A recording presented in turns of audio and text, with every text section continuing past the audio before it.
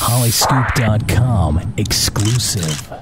Congrats, the album is completed, correct? Yes. Yeah, we just finished this week. And it's taken a while to make this album, right? It's taken almost about 2 years. I mean, a year and a half. Yeah, Better part of 2 years. Yeah, writing. We spent a year writing it, and then we started down the road with another producer, and it just didn't feel like it was the right vibe. So then we went back to Don Gilmore, who produced our first record and our last record. So our first and our fourth record we did with Don. So we made this record with him, and it was a very special experience. What was it like making this album? Because I mean, it took you guys a long time, so it must be like to the perfection, right? It was like a marathon, kind of. It was a lot of starting over, creating like the sketch of an album. It's almost like when you do a painting and you sketch something together, putting it together and going, it's not right, starting over. And me and him, we write the songs and we kind of put our heads together and go, we need this, we need that. And it was just a lot of stop and go and start over. When you guys look back from your first album to now, what's the difference? Like, is there any new changes to your music? The music, I think, on this record is kind of a culmination of all our records together.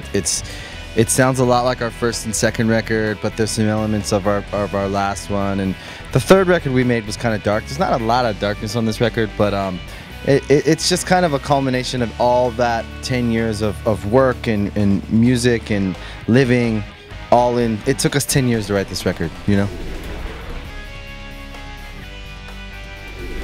Inspiring you guys to make this album? I mean, you guys are at different points in your life now. I mean, you're a dad, and you know, you're like more mature than before. I mean, how does that come into play when you make your music? I am more mature than before. Well, from 1995. I have matured. I have matured. I see you DJing, by the way. Every time I'm out, I see him DJing. I was like, you're a good DJ. You know, and I actually think the DJing has influenced our music a little bit. I love to play music from you know, that moves people, and that, you know, and I like to see, you know, people react to music. 10 years of living, you know, is a lot to write about, and it's been.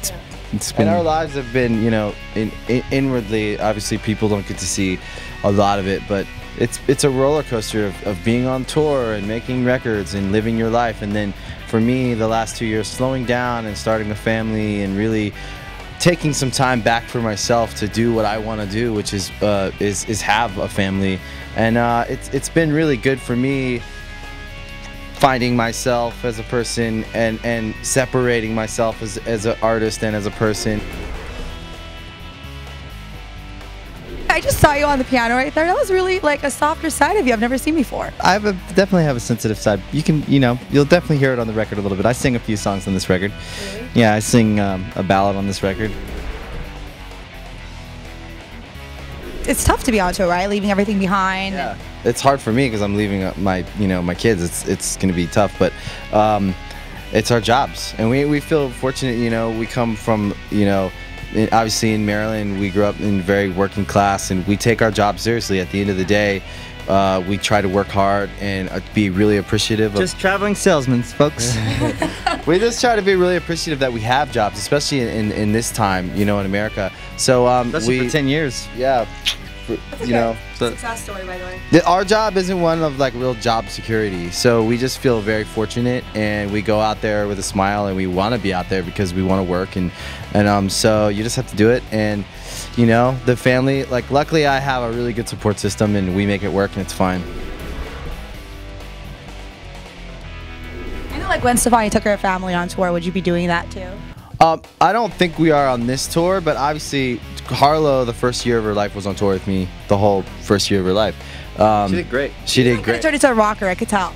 She's a little entertainer, but eventually they will. They get a little older. Right now they're in like a weird in between of like they're a little too young to be living on the road, and I feel like I don't want that for them right now. But maybe when she's a couple years older and she can kind of fend for herself. Vacation or something. Yeah, it's like a vacation kind of summertime thing. Would you ever collaborate musically with Nicole? Because I think that'd be awesome.